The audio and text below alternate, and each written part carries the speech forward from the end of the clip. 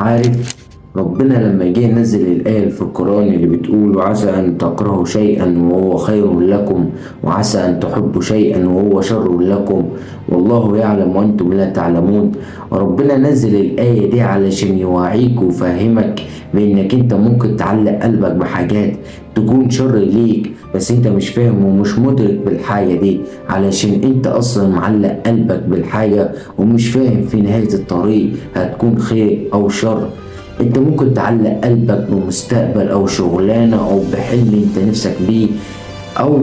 تعلق قلبك بني ادم انت بتحبه وبتتمناه من ربنا ان هو يكون دايما جنبك، وفجأة تنام وتصحى وتلاقي الحاجات اللي انت بتحبها وبتتمناها من ربنا اختفت وبقت مش ليك. ساعتها انت المفروض تدرك وتفهم بان الحاجات دي كان فيها شر وربنا بعدها بعيد عنك، علشان اللي بيحب حد عمره ما يتمنى ليه